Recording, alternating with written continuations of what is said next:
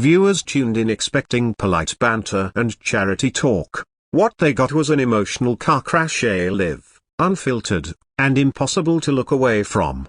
Howard Stern was told to play nice. Prince Harry was told to stay composed. But when two storms meet under the bright lights of The View, someone's bound to get burned. The morning started like any other. Perfectly placed mugs, smooth camera rolls, producers pacing with the quiet dread of people who know chaos is only one comment away. And then came the lineup nobody in their right mind would have paired until now. Howard Stern, co-hosting for the week, rolled in with untamed hair, permanent sunglasses, and a smirk that said rules are for other people. Sitting beside Whoopi Goldberg and Joy Behar, he looked like a wolf let loose in a knitting circle. Enter Prince Harry, a tailored grey suit, crisp navy shirt, collar open, that famous half smile, a part humility, part media training, drew cheers from the crowd. Whoopi began. Today on The View, we're honored to welcome Prince Harry to talk about his foundation work, mental health advocacy, and his new documentary on veteran reintegration. Howard bowed theatrically. And here I thought we were doing royal scandals. Guess I read the wrong briefing. A ripple of laughter from the audience. Harry's jaw tightened, but his smile stayed. At first, the prince spoke with polished ease, impact, healing, awareness his comfort zone. But Howard wasn't here for comfort. Is that why you keep telling your story? Because you lost your voice? Silence. Harry chuckled politely. Storytelling builds empathy and connection. Howard leaned in. Or a brand. Most people don't heal by going on Oprah and signing Netflix deals. Joy jumped in, steering the chat back to veterans. Harry gratefully followed. But Howard wasn't done. Do you miss it? The palaces? The headlines? Being the golden boy? Harry, that was never who I was. Howard, so moving to California and doing tell-alls isn't about staying relevant. The tension thickened. You've traded one spotlight for another, Howard pressed. Harry's reply was cool but sharp. I don't need to justify my choices to you.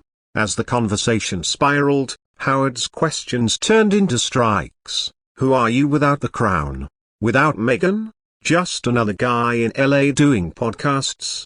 Harry's eyes locked on him, silent, until the next blow landed. What's it like being the second most famous person in your marriage?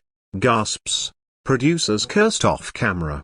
Harry's voice iced over. She's my wife, not a headline.